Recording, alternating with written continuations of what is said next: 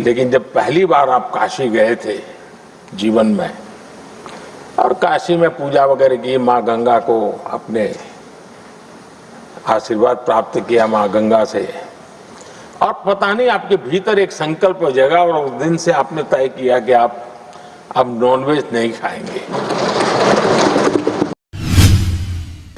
और दूसरा जो हम सब बहुत बारीकी से जानते हैं, जब कोयम्बतूर में लाल कृष्ण आडवाणी जी का यात्रा होने वाली थी, उसके कुछ समय पहले एक भयानक बम ब्लास्ट हुआ। शायद 60-70 लोग मारे गए। भयंकर बम ब्लास्ट था और उस समय आप बाल बाल बच गए थे।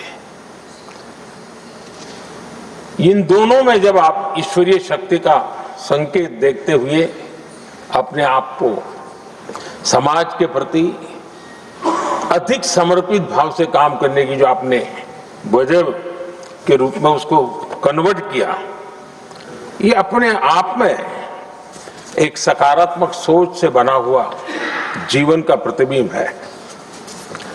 आदरणीय सभापति जी, जो एक बात मैं जानता नहीं था लेकिन अभी मुझे पता चला, आप शायद अभी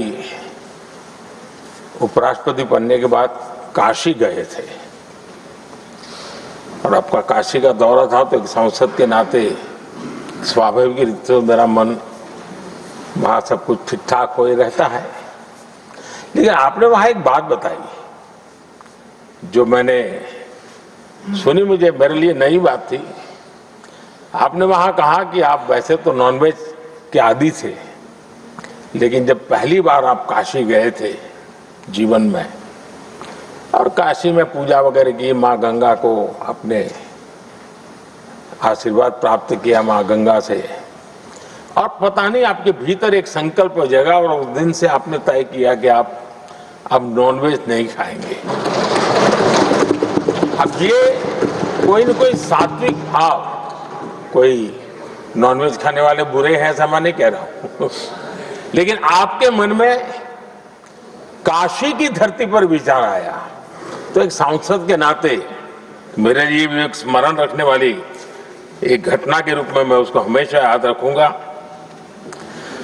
भीतर कोई न कोई आध्यात्मिक भाव जो इस प्रकार की दिशा में ले जाने की प्रेरणा देता है। आदरणीय सभापति जी, छात्र जीवन से आपकी नेतृत्व सामर्थ्य रहा है। आज राष्ट्रीय नेतृत्व की दिशा में आप हम सब का मार्गदर्शन करने के लिए यहाँ विराजमान है। यह हम सब के लिए गर्व का विषय है।